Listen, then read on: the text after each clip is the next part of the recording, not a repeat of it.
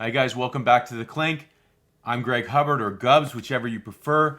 This is yet another installment of the Greater Trade Deadline video that I'm almost done editing, and I thought I'd release this portion as a section as well, a smaller video. This section explains the NBA salary cap. So because a lot of you asked questions about it, I thought this would be helpful.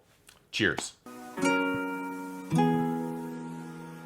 Okay, so now buckle up, guys, because we've established who we are and we've established how we're going to deal with teams that have opposing bigs that should intimidate us, like the Embiids and the Aldridges and stuff like that. But now we know how we're going to deal with them by fatiguing them.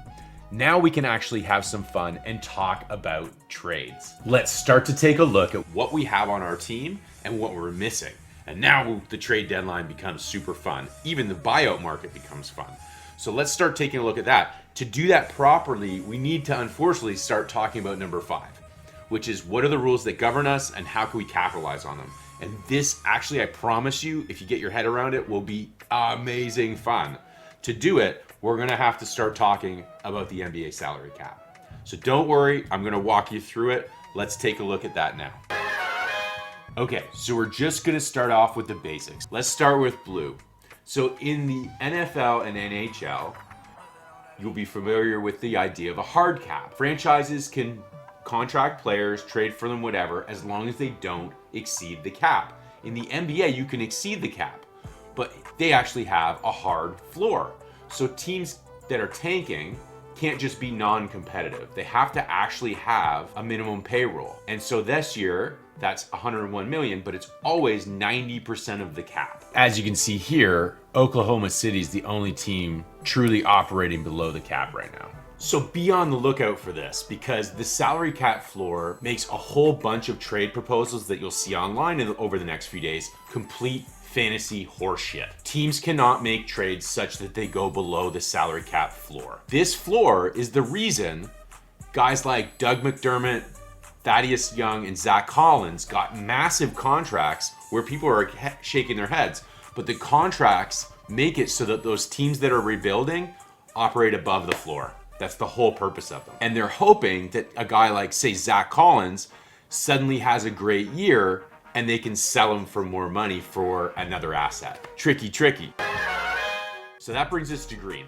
So as long as you operate from $101 million to 100, and let's call it $11 million, you can do whatever you need to do with contracts.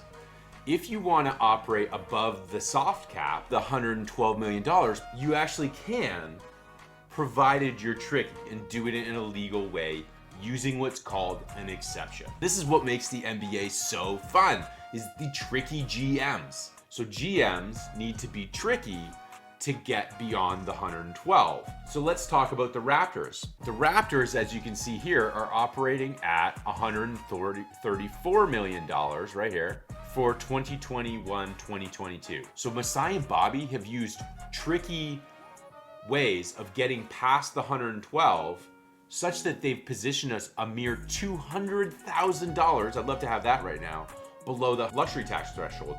Why is that impressive? Well, there's 3 reasons. The first is that they've managed to legally get themselves so close to the luxury tax threshold without going over that it simply just shows how good they are, and it's a bit of a flex. The second is that they've managed to do so with Dragic on the books. That's 19 million that most teams were expecting us to want to either buy out or trade as a commodity, because expiring contracts are commodities for some teams. But the Raptors, basically by not extending Sam Dekker and staying below this yellow, have said to the rest of the league, we can end the season with Goran. We're under no pressure to move him. So if you want his contract from us, you're the one that's gonna have to pay, not us. The third reason is that provided they don't go past the 136 and change mark, there's no penalty for exceeding the cap. None whatsoever. In fact, there's ways to get paid. Okay, so most of you will recognize this game right here. We've all played it. When you go around, if you hit any bad things, you gotta pay to the free parking in the middle. And then when someone hits lands on free parking, they get all that money. In the NBA, the teams that operate above the luxury tax threshold pay into a kitty. They pay $3 for every dollar they are over the luxury tax threshold. Meaning, if they are over by $1 million, they put $3 million in a kitty. The teams operating below the luxury tax threshold, which includes the Raptors, get to split all that money. And there's rules about how it's split. But the basic principle is that if you operate below the luxury tax threshold, you can get paid to keep a guy like Goran Dragic. So is there pressure to buy him out? No, because who is on this list is calculated at the end of the year. To buy him out would be to save a couple $1 bucks, but we're gonna get that couple $1 bucks from the upper echelon teams. Where it becomes interesting is if the Raptors decide to use the Dragic contract to go out of the green and into the yellow. That's where trades become very interesting for the Raptors. And that's what I'm hoping we see, because the core of the team looks solid.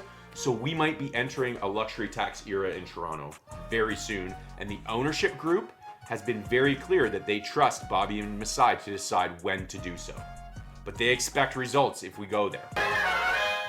Okay, so if we've got the luxury tax and we keep breaking the rules in reasonable ways, we can have a payroll of infinity in theory. What is this? The luxury tax apron. The luxury tax apron is the hard cap, but it only applies to teams that trigger certain rules. So they're still going above the cap legally, but they've done certain things to trigger this. And I'll show you the list of what they are quickly, and you can refer to it yourself. Okay, so if you're interested, here are those clauses, okay? So the clauses are: a team uses its biannual exception. Again, the word exception, right? A reason you can go by above the cap of 112. If the team uses its taxpayer portion of the mid-level exception, so we have done that. That's our Kem Birch contract. Or if a team acquires a player via sign and trade, and we've done that. So we're on a list of teams where if you look at this last column here, hard capped, you'll see Toronto Raptors, we have a check mark. So we have a hard cap this year, okay? So we have a hard cap of 143 million, which is the apron. So for this year, we can't exceed 143. Now, we'd be paying out the ass. Think about it. If you paid from 136 to 143, that's roughly $7 million. You'd be paying $21 million in penalties to give it to the shittier teams. And essentially when you do that, you're basically paying other teams money to get better and beat you. So the NBA salary cap is super cool because it encourages the bottom teams to start competing with the top teams. And it makes it a penalty to the top teams who exceed the luxury tax threshold because they actually are making their competition tougher to beat and paying them to do so. Cool league. Let's get back to our roster. Kawhi, I know that's complicated. Did you manage to follow most of it? I don't even know where you're sitting at. Dude, are you serious? The least you could do is try and pay attention. That's bullshit, Kawhi. This is Chef's Kiss approved. Mwah!